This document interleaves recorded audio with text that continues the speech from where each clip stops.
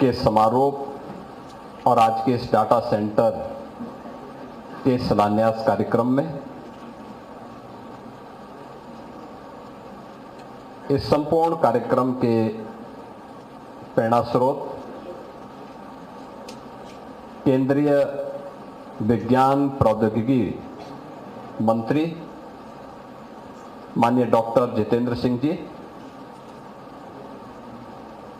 उत्तर प्रदेश सरकार में मंत्रिमंडल के मेरे सहयोगीगण, सूचना प्रौद्योगिकी और इलेक्ट्रॉनिक्स विभाग के मंत्री श्री सुनील कुमार शर्मा जी, समाज कल्याण विभाग के मंत्री श्री असीम अरुण जी, प्रदेश सरकार के दिव्यांगजन सशक्तिकरण और पिछड़ा वर्ग कल्याण विभाग के मंत्री श्री नरेंद्र कश्यप जी,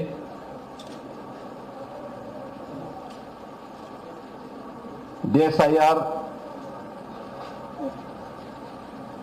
एवं के सचिव एवं DG CSIR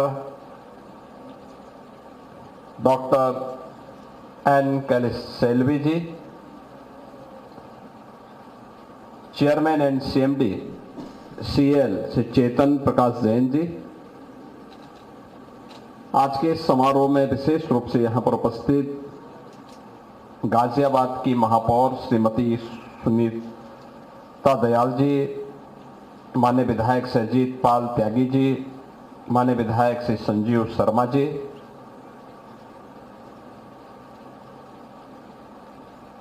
CL के सभी अधिकारीगण और उपस्थित बहनों और भाइयों, 50 वर्ष की शानदार यात्रा के उपरांत अब अमृत काल की ओर अग्रसर CL को मैं 50 वर्ष की इस यात्रा के लिए बधाई देता हूं, आगे के लिए अपनी शुभकामनाएं भी देता हूं।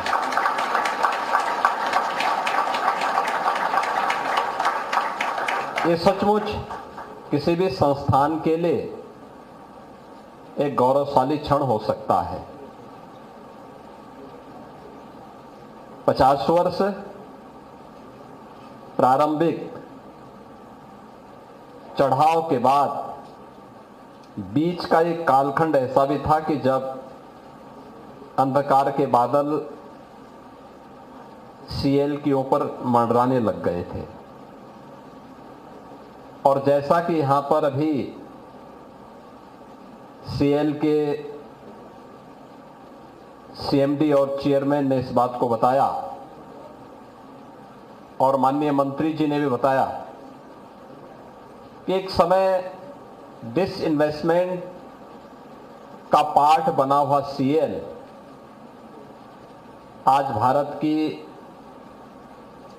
मिनी रत्न कंपनी के रूप में अपना नाम दर्ज कर रही है और प्रॉफिट का, अपना लाभांश का चेक भी आज माननीय मंत्री जी को सौंपा है।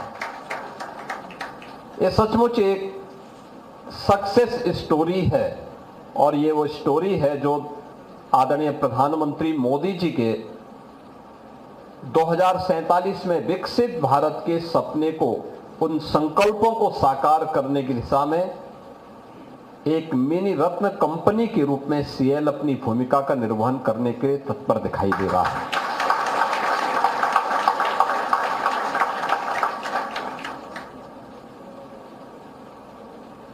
हमने देश की आजादी के आयोजन को तो नहीं देखा, लेकिन बहुत सारे लोग ऐसे भी होंगे जिनको देश की आजादी का स्वर्ण जयंती वर्ष भी नहीं पता होगा, उम्र छोटी रही होगी,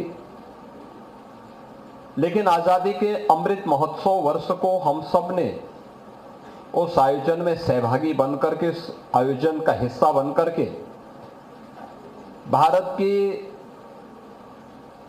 आजादी के शताब्दी महोत्सव के संकल्पों के साथ जुड़ने का अवसर हम सबको प्राप्त हुआ। प्रधानमंत्री मोदी जी ने पूरे भारतवासियों के सामने 2047 का एक लक्ष्य दिया। जब ये देश अपनी आजादी का शताब्दी महोत्सव मना रहा होगा, कैसा भारत हमें चाहिए, कैसा भारत हो? वह भारत लाचार भारत न हो, वह भारत दुनिया के सामने अभाव से ग्रस्त भारत न हो, वह भारत आत्मनिर्भर भारत हो, विकसित भारत हो, और विकसित भारत की राह जाती है इस प्रकार की मिनी रत्न और रत्न संस्थाओं के माध्यम से, जो सीएल ने अपनी एक सक्सेस स्टोरी के माध्यम से पिछले 10-11 वर्ष के अंदर डिसइन्वेस्टमेंट को धता बताते हुए, उसको नकारते हुए आज अपने आप को एक लाभांश कंपनी के रूप में प्रस्तुत किया है। अब याद करिए 1974 में स्थापना के बाद रिन्यूएबल एनर्जी के लिए यहां पे फोटो सेल की स्थापना करनी है। देश के अंदर पहला काम इस संस्था ने इस दिशा में कदम उठाते हुए किया था, और आज देश का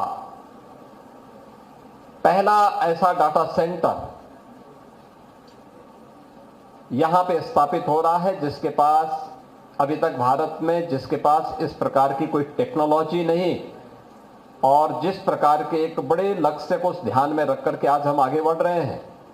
मेरा मानना है कि यह एक शानदार यात्रा को प्रदर्शित करता है और नए भारत की उस यात्रा को प्रदर्शित करता है जिसने प्रधानमंत्री मोदी जी के विजन को प्रभावी ढंग से अपने जीवन का हिस्सा माना है, और उन संकल्पों के साथ जुड़ करके हमें विकसित भारत के सपने को साकार करना है।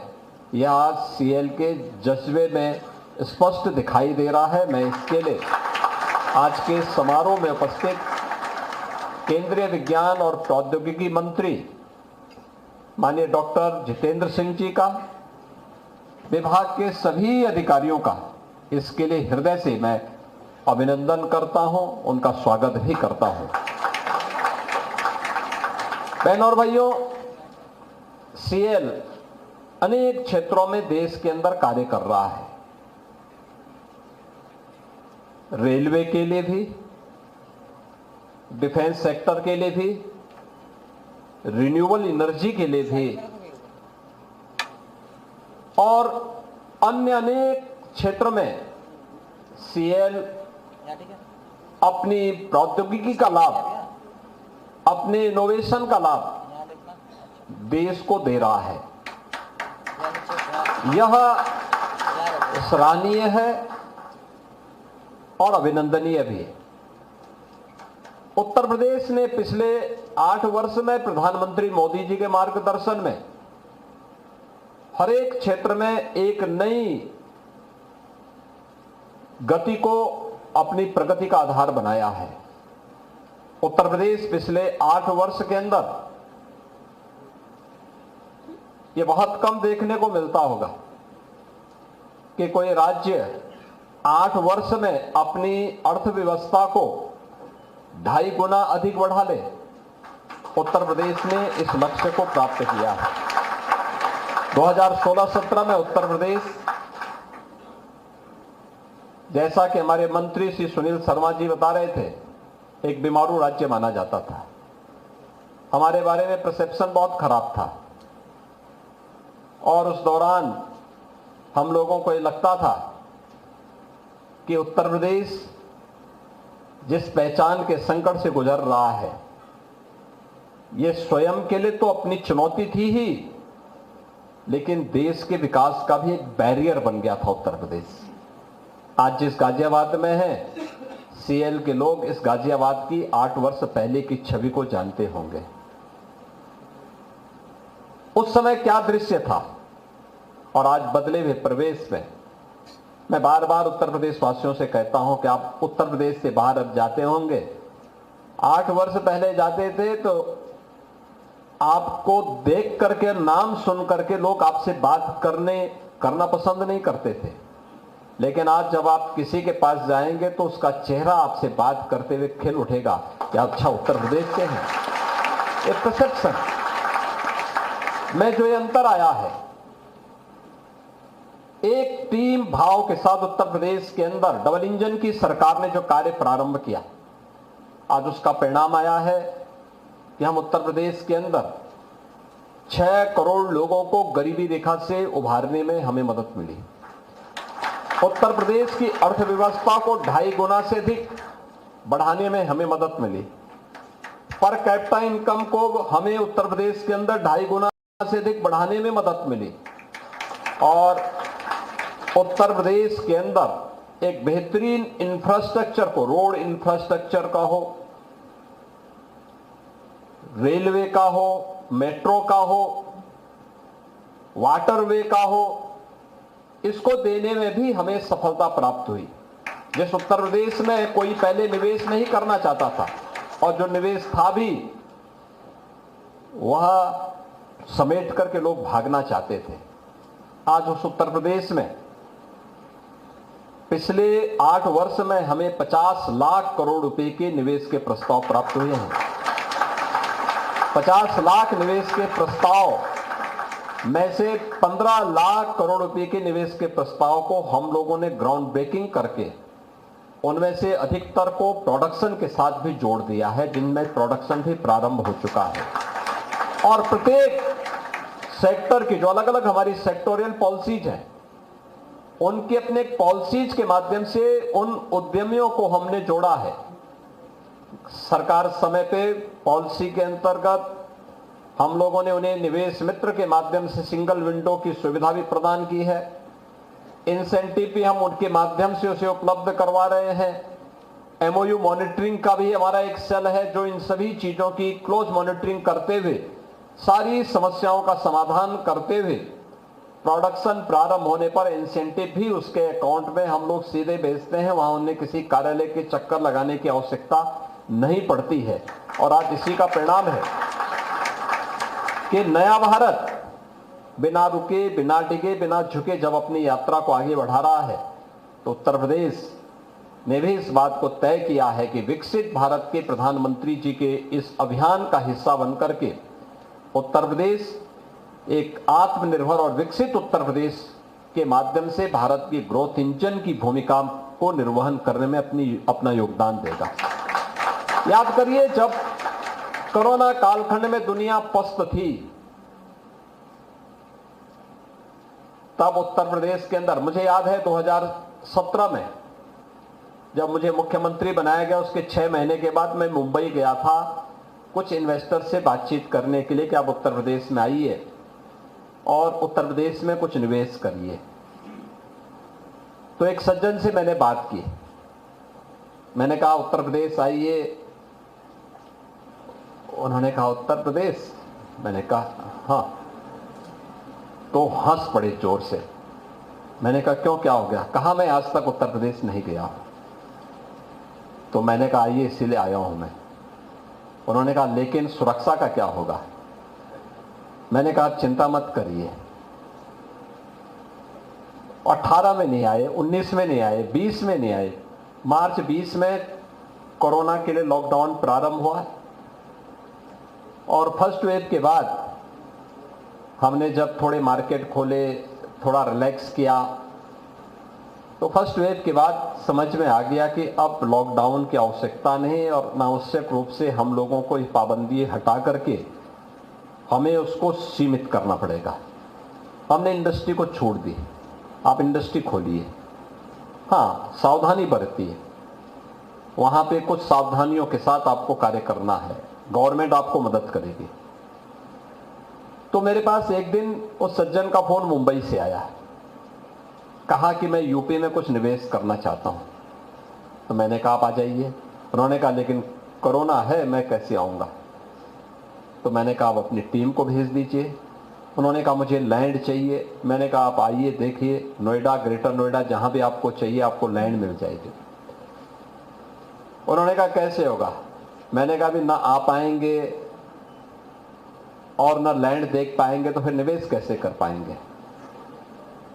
उन्होंने कहा हाँ समस्या। मैंने कहा मैं ड्रोन से सर्वे करके आपके पास भेजता हूं, आपकी टीम ग्राउंड में रहेगी, ड्रोन से सर्वे हो, अगर आपको पसंद आएगा तो आप निवेश करिए। उन्होंने कहा ठीक। हमने ड्रोन के माध्यम से सर्वे करके, और उनकी टीम जमीन पर थे, और उन्होंने 2020 में जमीन उन्हें पसंद आई, उन्होंने निवेश अपना प्रारंभ किया। पहला डाटा सेंटर उत्तर प्रदेश के अंदर उन्होंने स्थापित किया, जिसे हमने 2022 में देश को समर्पित कर दिया, और बहुत सफलतापूर्वक कार्य कर रहा है। अब उत्तर प्रदेश के अंदर डाटा सेंटर के तहत अब तक 6 ऐसे बड़े सेंटर स्थापित हो चुके हैं, जो कभी लोग सोचते भी नहीं थे कि उत्तर प्रदेश में भी इस सेक्टर में कोई निवेश कर पाएगा। आज हर एक सेक्टर में जो कार्य हो रहे हैं, डिफेंस सेक्टर में प्रधानमंत्री जी ने देश के अंदर डिफेंस मैन्युफैक्चरिंग कॉरिडोर के जो 2 नए सेक्टर देश के अंदर चिन्हित किए थे कार्य करने के लिए, उनमें उत्तर प्रदेश के अंदर भी और तमिलनाडु के अंदर भी 2 डिफेंस मैन्युफैक्चरिंग कॉरिडोर दिए थे।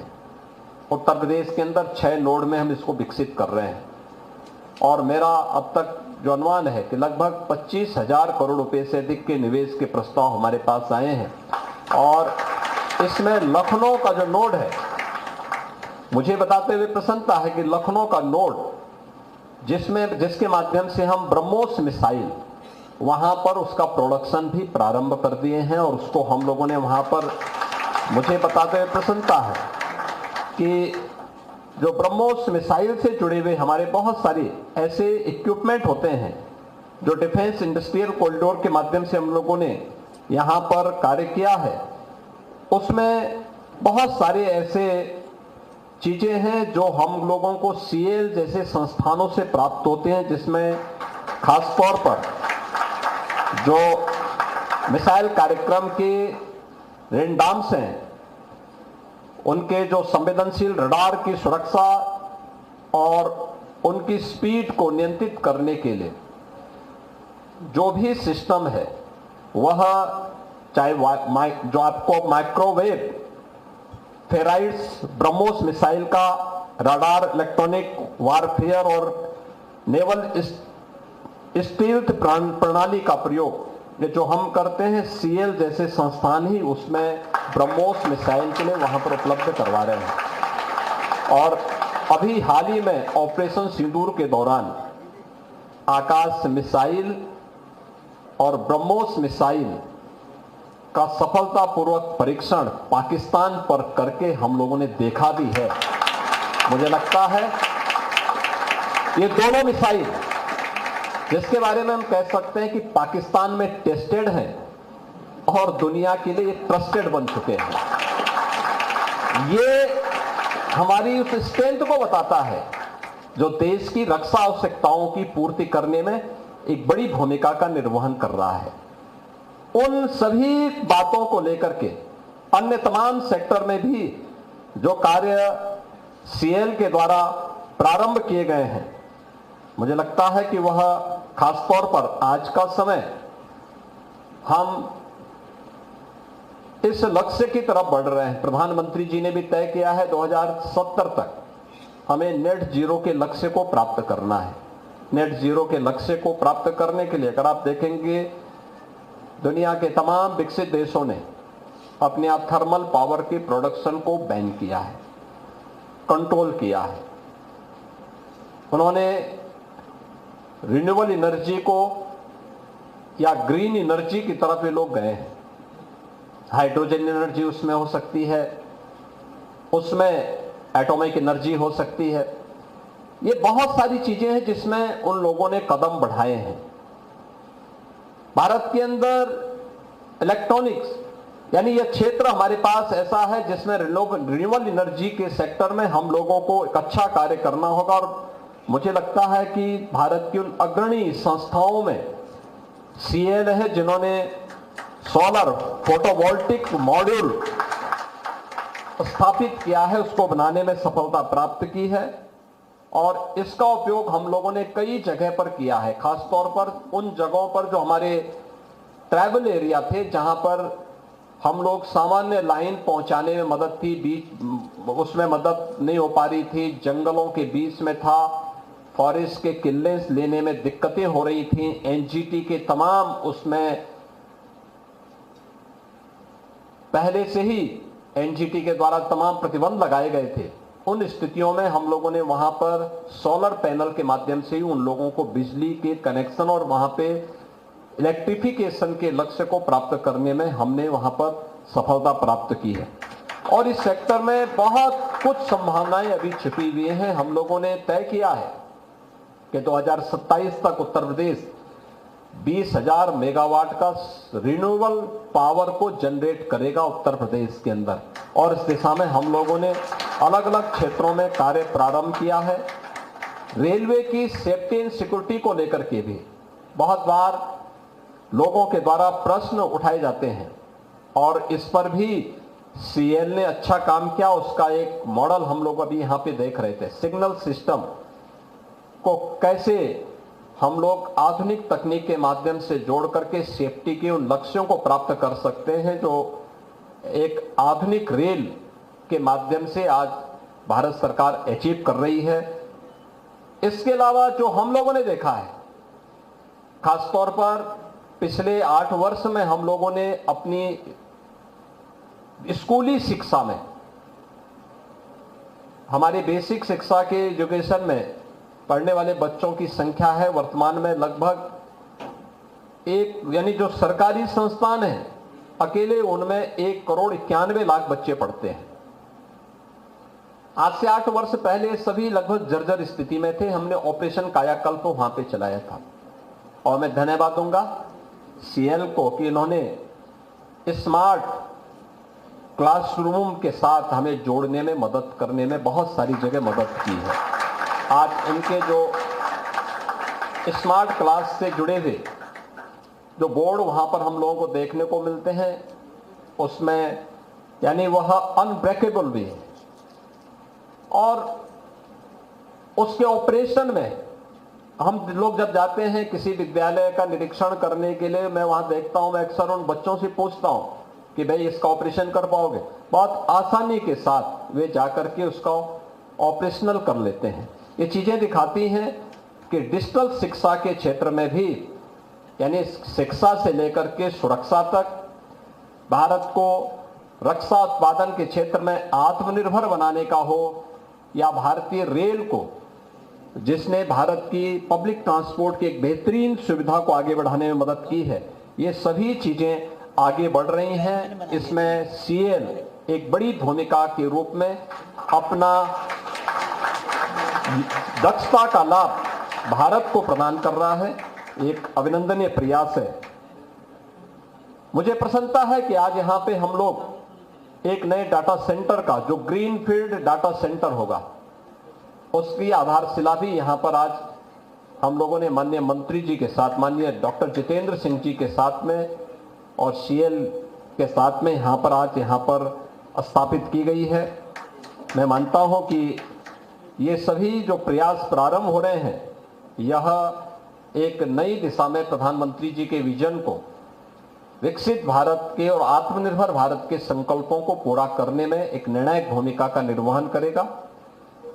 एक डिसइन्वेस्टमेंट कंपनी से मिनी रत्न कंपनी की ओर आपका बढ़ना, अब आपकी 50 वर्ष की आयु में, ये नहीं, ये दिखाता है कि आपका बचपन तो अच्छा था लेकिन आपकी जवानी थोड़ा गलत दिशा की तरफ चली गई थी, लेकिन अब आपका जो अमृत काल प्रारंभ हुआ है, ये दिखाता है कि आपने तय कर लिया है कि अब इसका उपयोग वानप्रस्थ के रूप में देश के प्रति पूरी समर्पण भाव के साथ कार्य करने के लिए हम करेंगे।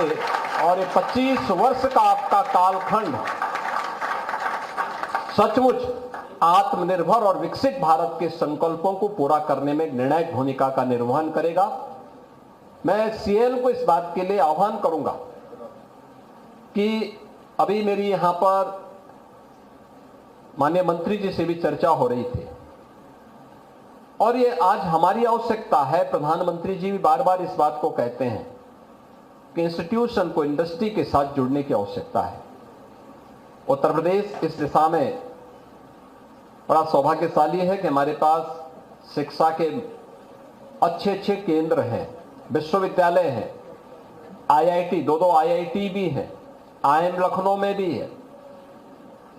लखनऊ में 4 सेंट्रल लेबोरेटरीज स्थित हैं, बेहतरीन कार्य कर रही हैं। हम लोगों ने कोविड प्रबंधन के दौरान भी उनका उपयोग किया था। उनके साइंटिस्ट के साथ मैं लगातार संवाद बनाता था, उनको मैं आमंत्रित करता था, और मैं विश्वास करूंगा कि हम लोग मिल करके उत्तर प्रदेश के अंदर इनोवेशन को, R&D के प्रोग्राम को उत्तर प्रदेश की अन्य अकादमिक संस्थाओं के माध्यम से आगे बढ़ाने, एक नई स्टार्टअप की संस्कृति को, जिसको प्रधानमंत्री मोदी जी ने पीएम स्टार्टअप के माध्यम से आगे बढ़ाने के लिए देशवासियों के सामने एक लक्ष्य रखा है, उसको आगे बढ़ाने के लिए हम सब मिलकर के कार्य कर पाएंगे। इस विश्वास के साथ मैं एक बार फिर से केंद्रीय मंत्री माननीय डॉक्टर जितेंद्र सिंह जी का हृदय से स्वागत करता हूं, उनका अभिनंदन करता हूं। सीएल को इन 50 वर्ष की शानदार यात्रा के उपरांत अब अपने आप को साबित करने के जो अवसर थे, अब उससे आगे बढ़कर के आपने जो एक निश्चिंतता की दिशा में आगे का कदम बढ़ाया है और ये संकल्प तय किया कि 25 वर्ष का एक कालखंड हम भारत के कालखंड में बदलने का कार्य करेंगे। इसके लिए अपनी शुभकामनाएं देता हूं और विश्वास व्यक्त करता हूं कि आपके शानदार यात्रा जो पिछले 8-10 वर्ष के अंदर देखने को मिली है, यह आगे बढ़नी चाहिए। मैं आपको इस बात के लिए भी आमंत्रित करूंगा कि अपने रिसर्च एंड डेवलपमेंट से जुड़े हुए और इनोवेशन से जुड़े हुए कुछ कार्यक्रमों को उत्तर प्रदेश की अकादमिक संस्थाओं के साथ भी आपका कुछ MOU होने चाहिए, जिसको हम आगे बढ़ाने में मदद कर सके। और राज्य सरकार इस दिशा में जहां पर भी आवश्यक हो सके, राज्य सरकार इसमें भरपूर सहयोग CL को उपलब्ध कराएगा, CL का सहयोग भी लेगा, जिससे प्रधानमंत्री मोदी जी के संकल्पों को हम आगे बढ़ाने में मदद कर सकेंगे। आप सबको मेरी हृदय से बधाई और मंगल में शुभकामनाएं। धन्यवाद। जय हिंद।